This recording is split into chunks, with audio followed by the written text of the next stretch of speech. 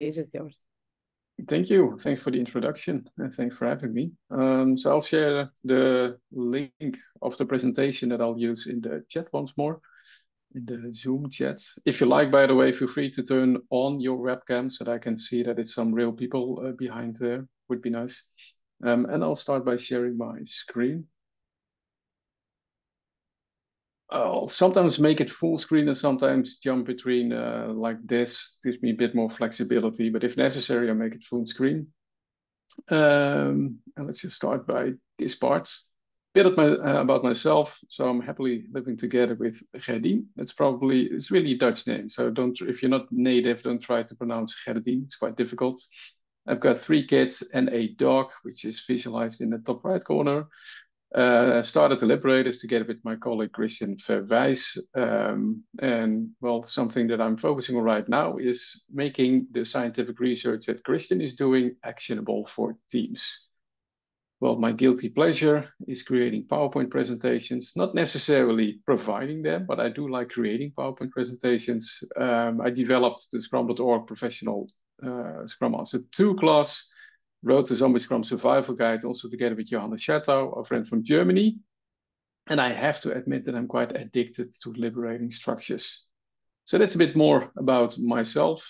My purpose for this session is to talk a bit about Zombie Scrum, a bit about the scientific research that Christian has been doing as part of the Liberators, and how it connects to the work that I do with supporting teams and organizations. And also talk a bit about, well, offering some tangible examples of what you can do to start improving the situation in your team or in your organization. So let's start with a bit about Zombie Scrum. That's the book that we wrote. I'm supposed to be the guy on the left, although I do have a bit more hair.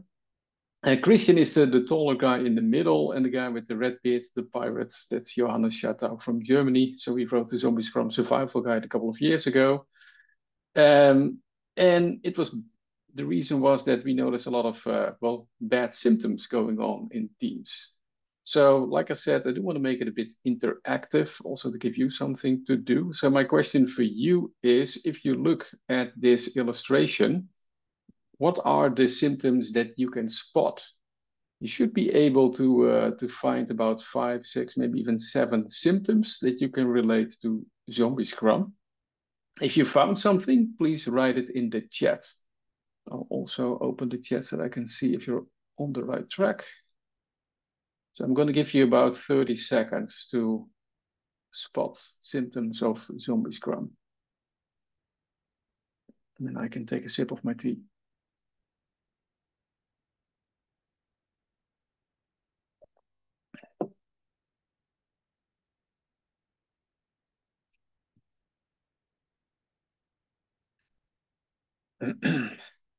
I don't see anything up here. They do have writing permissions, right? Or, they just needed a bit more time.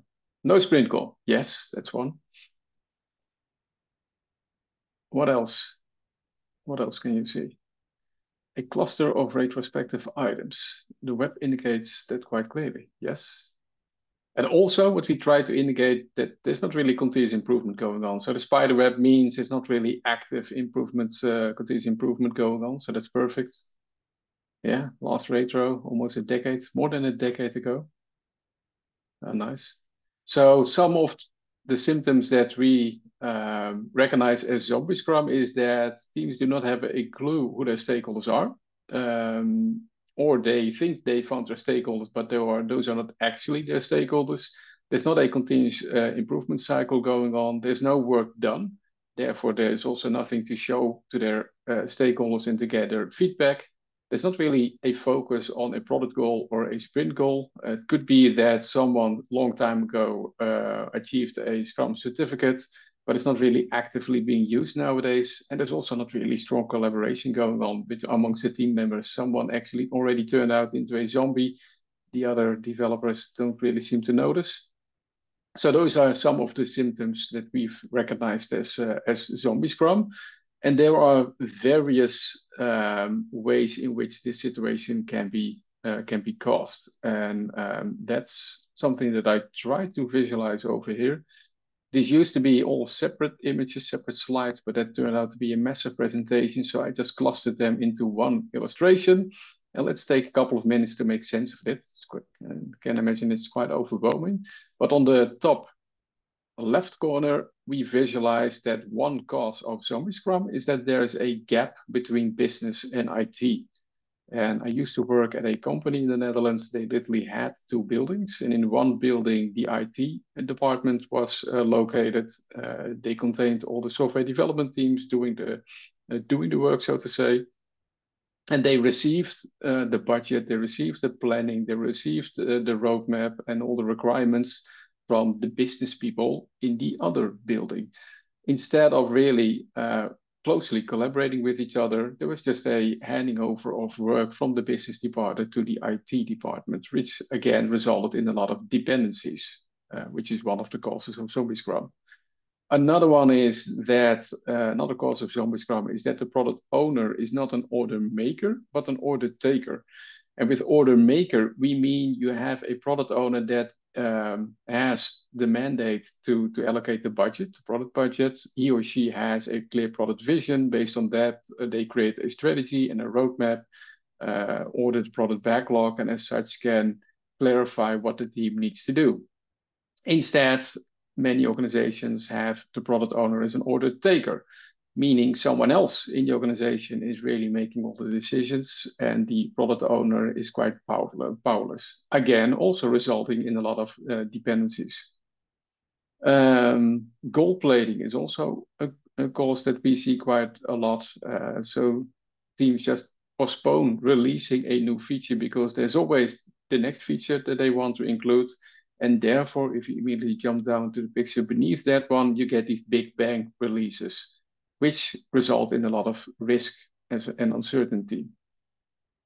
The middle part is an interesting poster. We've tried to visualize our experience with some agile transformations, meaning a lot of companies sent a lot of people to highly expensive trainings. They get nice certificates. So in theory, everyone should be able to understand what Agile and Scrum is about. But in practice, nothing really changes. So there's no cultural change going on. It's more like on paper, everything has changed. And maybe they just replaced various roles in their organization. But in the end, things are just going on as the way they always went. So no real fundamental changes going on in an organization. Let's see, which ones do I want to focus on? I think I'm going to focus on the bottom left one. It's this happy clappy scrum, because that's something that we see quite a lot in organizations, is that teams don't really focus on the improvements that really matter, the difficult improvements. They focus mostly on like these well, what we call happy clappy scrum improvements, like the color of the post-its or the markers that they use, but they ignore the elephant in the room, and therefore things don't really change. I'm also going to give some more examples on how to resolve this, but these are just some of the causes that we recognize. So again, I do want to give you some time to reflect on what I've just been sharing. And is there a cause that stand out to you? Or is there an illustration that you would like to know more about? If so, just feel free to put it in the chat. And if you just want to share your thoughts, for me, it's totally fine if you unmute yourself and just ask your question or share your thoughts. So what are some of the causes that you recognize in your own team or in your own organization?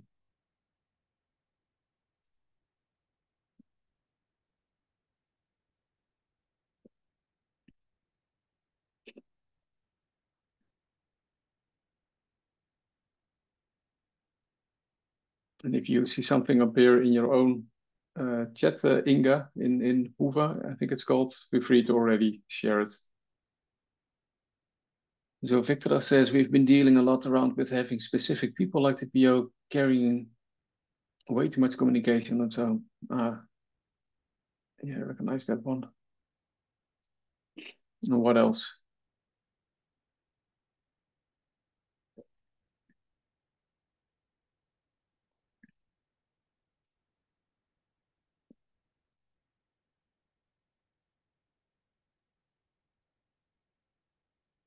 Okay, for me, silence is just a confirmation of time to move on. Let's go to the next one. I'm gonna close the chat. So one other cause that Christian, my colleague, and I notice is that how we act as a community, as an Agile community or as a Scrum community, is also not always super helpful. There's no shortage of opinions in our industry, opinions about how roles, frameworks, scaling approaches, methodologies are being used. Yet, mostly it's just an opinion, something that someone experienced in a previous organization. And because they had that experience, they share it online, and then that's the truth. But a lot of these opinions are not based on scientific research. And Chris and I, just to be super clear, are also guilty on that because a lot of the causes that I just mentioned are also based on our own experiences. But what we tried to do a couple of years ago is that we started to think about, but what if we would embed more real scientific research into the Agile community to see if the opinions that we have about, for example, SAFe or less or Scrum itself, are those opinions actually based on scientific research, or is it just an a popular opinion and that's it? Which is not necessarily wrong, but would be super powerful if we could back up opinions with some real data. So that's some thinking that we started a couple of years ago. And as a hobby project, we started the Zombie Scrum survey. It was just a summer project of Christian and myself. I think about 4 or 5 years ago. It proved to be quite popular. Then we gathered a lot of data of how teams were doing. And the Zombie Scrum survey actually resulted in the book, the Zombie Scrum Survival Guides.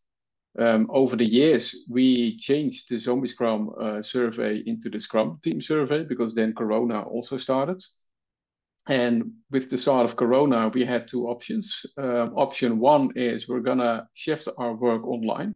So we're going to do a lot of online trading, which we are not super passionate about. Or option two, we're just going to, make a wild guess, do not do any paid work anymore, and just gonna build a software project, a software product, and also do a lot of scientific research. So that's something that we started a couple of years ago, but the scientific research is done by Christian Verwijs and Professor Daniel Russo. He's from Denmark, someone we partnered up with. And the starting point was that we studied 13 case studies with 13 different organizations to make a starting point of, so what could be a model that we could use for our research, a model by which we could validate team effectiveness. So those 13 case studies were just the starting points, which we started a couple of years ago. After that, after studying the case study, we developed our first theory. Okay, we thought, okay, this could be a good model to work with and to validate team effectiveness. And we started to embed the scientific model into the Scrum Team survey so that we could actually measure how teams were doing based on the model. And a couple of years ago, or actually last year it was, we wrote, or Christian and Daniel wrote a scientific paper on team effectiveness, and it was approved as an official academic paper, something that you can also download yourself as well. The link is shared in this slide. You can see at the bottom of the screen, you can see the link. So the model that I just mentioned a couple of times this is the scientific model, which I'm not going to explain in this way. Then I would need the support of Christian to explain this model. This is more my way to show you that it's really a scientific model and not just a random model. And the lines indicate the way the various factors impact each other. We also created a more easy way to explain the model, and that's this illustration. For now, I will make it full screen, like this, so you can see it a bit better. And I actually am going to pause again. I do want to do some attempts to make it a bit interactive. I am going to explain the model in about 1 minute. I do want to give you some time to just study this illustration yourself. And my question for you is, without having had any explanation from me at all, which of the sub-factors, meaning the smaller ones, do you consider the most meaningful or impactful? So if you look at this illustration, which of the sub-factors do you consider the most meaningful or impactful when you think about the effectiveness of teams? And if you like, just share it in the chat. It could be team morale, could be value focus, could be shared learning. What do you consider the most impactful or meaningful ones?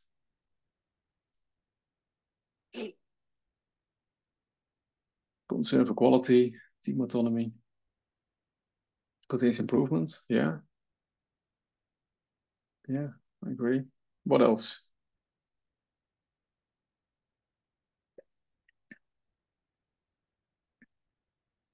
Supporting leadership. Oh, nice one.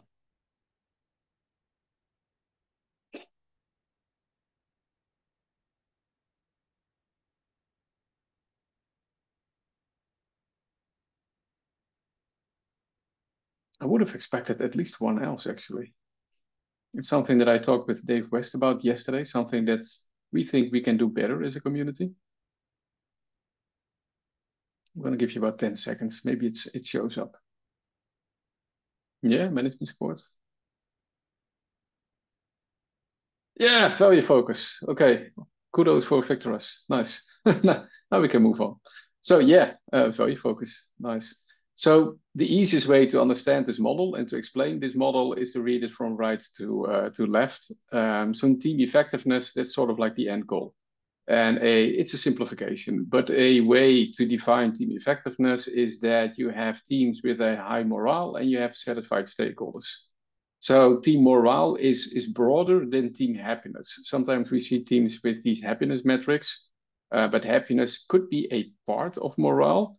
But teams with a high morale don't necessarily always are happy teams. Ideally, they are, but if a team has a super clear purpose and they all believe in it and they all want to achieve it, then they can still have high morale without always being continuously happy. So again, team morale is a bit broader. And the same goes for stakeholder satisfaction. It's also broader than just stakeholder happiness. But what we've seen from research is that the most effective teams have a high morale and they have satisfied stakeholders. There are two primary factors that directly influence the effectiveness of teams, and that's stakeholder concern and responsiveness. Stakeholder concern, meaning, do we understand who our stakeholders are? Do we understand what value they need? Are we able to effectively collaborate with them? And do we also have clear goals that will guide us in achieving and delivering that value? Now, stakeholder concern only becomes relevant if you are responsive, meaning the things that you learn by collaborating with your stakeholders, are you able to quickly act and respond to that? So responsiveness is related to release frequency, release automation, and refinement. In a way, you could actually say that agility is already about stakeholder concern and responsiveness. And a different way to also understand stakeholder concern is that there's a shared feeling of product ownership. So the most effective teams that we've seen are teams that have a shared feeling of product ownership. So it's not only the product owner that understands the product vision, the backlog, the roadmap, the release planning, etc. But if you would just ask a random team member, then they could also explain all of that. So the product owner is more like the facilitator instead of like the single point of failure. So that's stakeholder concern and responsiveness. If you move to the left, then all of this will only work if there's a climate of continuous improvement. I'm not going to answer or explain all these sub-factors, but part of a climate of continuous improvement are that there's a learning environment, there's a high concern for quality, they use metrics focused on outcome, not necessarily only output. There's a high degree of trust and psychological safety, and team members are able to navigate conflict in a constructive way. They do not shy away of having difficult conversations. A climate of continuous improvement needs team autonomy, because the things that teams learn that they want to improve are things that teams should have the freedom and autonomy for to actually put them in practice. So that requires a high degree of self-management. And self-management also means choose a way of working by which the team members think that they can achieve the highest effectiveness. Maybe that's Scrum, maybe that's Kanban, maybe that's extreme programming, that's up to them. And also, they need to be cross-functional in order to deliver the value the stakeholders need. So cross-functionality is an important part of team autonomy, so that they have all the skills in the team to deliver a done increment. And finally, what we've seen that's just highly essential to get Agile teams effective, and that's support from management and leadership. So management support is sort of like the foundation that should be in place in order to make all of this work. That's the 2 or 3 minute explanation. Let me see if I can. Okay, so now I can see the chat. I do see some things appear in the chat. Is there someone that would like to have a part clarified? Something that I was maybe just skipping or talking too fast about? If so, again, just put it in the chat.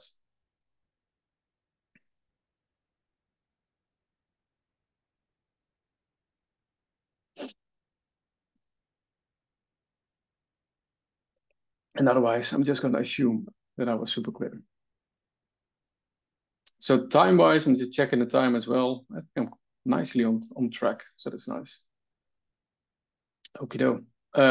So let's move on to the next slide. I'm just going to close the chat again.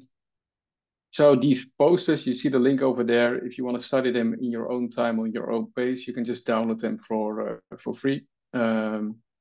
This poster already explains what I've just talked about. But if you want to have sort of like a summary of the findings that I just shared, it's visualized in this illustration. So now let's see, so what can we do to start improving, to improve the situation? So if you are stuck with a situation of Zombie Scrum or Zombie Agile or a low degree of effectiveness, what can you do to improve? There are many things that I could recommend, but I'm going to give you, how much do I have? I think about 6 of them. So one is, maybe this is the most essential recommendation, is focus on the purpose of Scrum or Agile. And that's something that we try to capture in a one-pager, in this one poster. So let's just read it together. So in complex work, more is unknown than known. And the unknown is discovered by releasing done increments early and often. With these increments, we validate assumptions and we learn what is needed and avoid the risk of spending time and money on the wrong things. And as a result, we can deliver more value to our stakeholders sooner. In my opinion, this is what Scrum is all about. And you might notice that there's not a lot of Scrum language included in this poster. And that's also my recommendation. Whenever I work with teams or organizations, I rarely talk about Scrum itself. I always focus on, so what should it make possible? And for me, it's always about helping teams navigate complexity.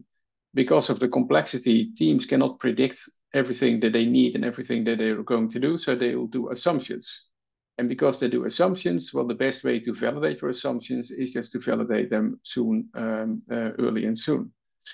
So if you connect it to uncertainty, if you connect it to risk, if you connect it to predictability, it also makes it easier to have a conversation with management and leadership, because those are often things that they care about.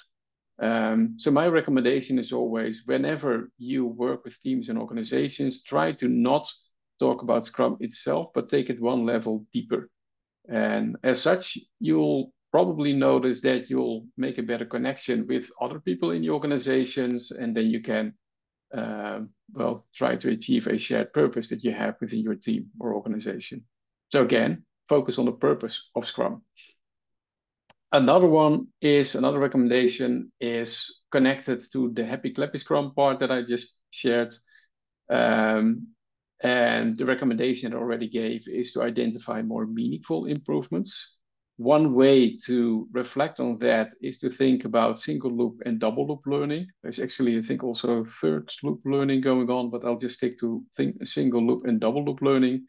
Single loop learning mostly focus on you trying to solve a problem within the existing system of a team or organization, which is not wrong, but it might be that you don't really identify the improvements that really have an impact. And double loop learning are improvements focused on changing the system itself. So you challenge existing assumptions and beliefs that people might have. This is way more difficult. This is really actually about maybe even changing or influencing the culture of an organization. But eventually, if you really want to remove the most persistent impediments, probably single loop learning won't be enough. And what we see is that most retrospectives are focused on single loop learning, just in a very shallow way, focusing on, hey, so what are things that we did wrong? What are things that we need to improve? Or the stop, start, change retrospectives. It's not wrong, but you could argue that they don't really have the value that they could have. So our recommendation is also do retrospectives that focus on double loop learning. If this is a topic of interest for you, just send me a message afterwards and I'll share a do-it-yourself workshop with you that gives you an example of what double loop learning in practice looks like. Okay, another one is expand your definition of done to limit risk and to increase predictability. So this could be quite an overwhelming picture if you see it for the first time, but I'll try to explain it in an easy way. You could say that these spaces roughly are included in your definition of done. And some teams have a definition of done that stops after tested. So once the testing is done, they consider their work done. All the items move to the done column, and then they move on to the next sprint, for example. If your definition of done stops after tested, there's a lot of undone work that still might show up afterwards. And therefore, there's a lot of risk, the risk of undone work. And because of the risk of undone work, you also have low predictability. So Scrum itself purposefully starts with releasable. A releasable done increment is the minimum that you should have. And as you can see, risk is never zero and predictability is never 100%, but at least it's higher.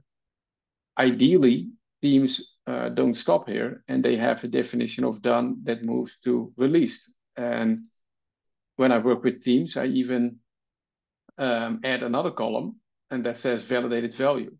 So during the sprint, they do the coding, the testing, integrating the work with other systems maybe. They have a releasable product increment. They even release the increments during the sprint. And it would be awesome if teams also validate the value that they hope to deliver with their stakeholders during the sprint. The reason, again, is it helps them to limit risk of spending time and money on the wrong features, and therefore become more predictable. That's what we try to visualize in this illustration. And that's something that coaches, Scrum Masters, developers, product owners should focus on mostly. What helps to move the definition of done or to raise the bar of your definition of done is to have a team that is cross-functional, because therefore you have less dependencies. And because you have less dependencies, it becomes easier to create a piece of work that actually offers value to your stakeholders. So try to have a cross-functional team in which skills are not only focused on one person. Again, then you have a bottleneck in your team. But for example, you have backend development, front-end development, someone that can do testing, etc., all part of your team. And ideally, it's not limited to one person. It's more like tasks that multiple people in your team are able to do. So when someone is sick or goes on a holiday, things don't stop. Something that became a bit more challenging with Corona, but eventually when you think about it, it might also become easier, is that you create a team space in which you sort of like create this shared memory as a team. And with a shared memory, I mean that everyone can easily access the roadmap, the backlog, the product vision, improvement ideas. It's all visible. This is something that I always used to do when I coached teams, and that was pre-Corona, and we're just sitting in our physical team space, and all the walls around us were just plastered, as you can see, with these details of our team. But if you work online and you have an online team, well, maybe it's even easier. You can just create a team mural or Miro board, just an online whiteboard in which everyone can access all these details. But as such, you sort of like create this shared memory as a team. And also this connects to what I already explained, this shared feeling of product ownership. So again, this is not hidden in only the product owner's laptop, for example. I think I've got 3 more left improvements. The next improvement could be to find your real stakeholders. And maybe from all the things that teams could improve, this might be the one that they struggle with the most, because it's actually quite shocking to see how many teams do not know who their stakeholders are. So they actually do not know for whom they should deliver the value. And most of the times, those teams, as a consequence, also do not know what value it is that they need to deliver. The pitfall might be that your sprint review, if you have a sprint review and you invite stakeholders, that you have a lot of people in the room that make a lot of noise. But those are not necessarily the people that really have a stake in your product. Might be managers, might be leaders in organizations, might be other teams. Those could be valuable participants of your sprint review, but you should really focus on, so who are the people that if you would cancel the next sprint, they would immediately call us and say, well, that's impossible because now I can't do this or I can't do that. It's quite likely that those are the people that have an actual stake in your product. So this is a stakeholder map. Again, you can download this poster, and it also comes with a do-it-yourself workshop that will help you discover your real stakeholders. I would say if this is not clear in your team, this should be a starting point. Another one is to look at your organization and the environment that your team is part of, and to see how much freedom your team actually has to self-organize themselves. And as you could see in the model that I've explained, team autonomy, self-management, those are essential parts to improve team effectiveness. But a lot of teams are just stuck within the constraints of their organization, and they don't have any space at all to choose a way of working that fits them, because they are stuck with required HR practices, tooling that they need to use, reports that they need to fill in. It's quite difficult for a team to say, well, okay, just self-organize in such a way that works for you if you have all these constraints in place. That's also why you should involve management and leadership in your organization to visualize what space it is that you need, what impediments need to be removed, and then to work together with management and leadership in your organization to slowly start removing these impediments. And eventually, what you should remember is Scrum is a framework, so it offers a frame for self-management to work. And the most essential part of this whole illustration is not the middle part. Those are just the mechanics of Scrum. They are important, but not the most essential parts. It's the top part, that's the comic that I already explained, which visualizes why complexity matters and how Scrum can help to navigate complexity. And it's the bottom part. It's a product goal, it's the sprint goal, the definition of done, the Scrum values, and how empiricism will help you to make things transparent and to spark a cycle of inspection and adaptation. So those are just some examples. What we've done is, like I said, during Corona, we started to develop a product ourselves, which was initially called the Scrum Team Survey. You can just do it for free. We changed it into an Agile and Scrum Team Survey. So you can also, if you are not using Scrum, but more an agnostic approach, then all the Scrum language is automatically changed into agnostic language. For example, sprint goals become shared goals. So you can also do it if you're more like an Agile team in general. And you can measure how you are doing as an individual team. You can measure how you're doing as a cluster or teams or as a value stream, and get insight based on team level, but also organizational insights. And all recommendations that we give are founded and backed up by scientific research. So it's not only the opinion of Barry and Christian that you'll get. We always explain why a certain improvement matters according to scientific research. And eventually, regarding of whatever kind of tool that you use, these are 10 principles that are essential in order to make it a success. So just start small and grow naturally. And eventually, I'm just going to move to the 10th one, create a rhythm to continuously inspect and adapt. Eventually, what we try to do, and it's sort of like the mission that we are on, I'm just going to circle back because that's our main message, is to move away the strong and methodologies in our community, but more of, oh, what's this a change in my system? So move away from frameworks and methodologies and more to a continuous focus on improving on all these factors. Maybe Scrum helps you to improve on these factors. Maybe there's another method or framework that can help you, but don't get stuck too much in framework thinking. Hey, am I doing Scrum correctly? Am I doing SAFe correctly? Is this Kanban what I'm doing? If that's supporting you, fine, but just try to spark a cycle of continuous improvement by continuously inspecting on these factors. Because we've seen if teams continuously improve on all of these factors, they eventually will increase team morale and as such also get more satisfied stakeholders. But I think time-wise, this was totally fine. So I have time for some questions, and then I can take a sip of water. So if you have questions, feel free to share them in the chat or in the Hoova platform. You can also just unmute yourself. That's totally fine for me. And so I'll give an option to unmute if somebody is brave enough.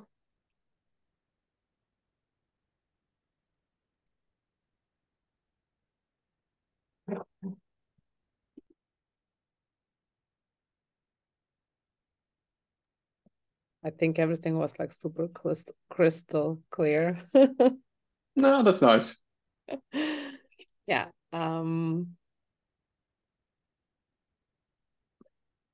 What metrics do you recommend using? Question from Victor. Yeah. Well, I'm a big fan of the Kanban metrics. So Kanban metrics like lead time, cycle time, WIP limit, like work in progress, mostly because they are quite easy to track. I always confuse cycle time and lead time, but one is like what the time that an idea emerged from the time that it was put in production, and the other one is more like the time where it moved to your sprint backlog and then when it moved to production. Because you can just write down the time where the idea emerged, just literally just write it down on a post-it note or someone on online whiteboard, and then just write down the time when you hit the release button. And WIP limit is also quite easy to track. Just agree with each other, like, hey, we cannot have more than 1, 2, or 3 items at the same time in progress. Because if you limit WIP in your team, you will also notice how cross-functional you are. So by focusing on WIP limit, you can actually already make a lot of dysfunctional or potential dysfunctions visible in your team. So I would say as a starting point, just look at Kanban and try to get the Kanban metrics in place. Another example could also be the EBM, Scrum.org developed this EBM, evidence-based management framework. Those EBM metrics, I don't have them all sharp on mind, but EBM metrics could also be a good starting point.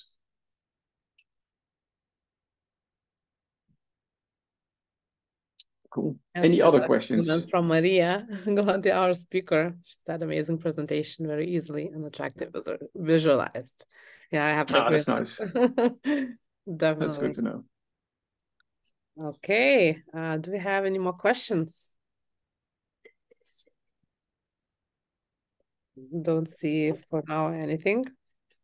If other questions emerge, just send me a message. And also, Arenza, you sent me a direct message. Please send me a LinkedIn message that's easier for me to remember, and then I'll respond to you. If you wanted to know more about double loop learning, if that's the case for you as well, just send me a ping.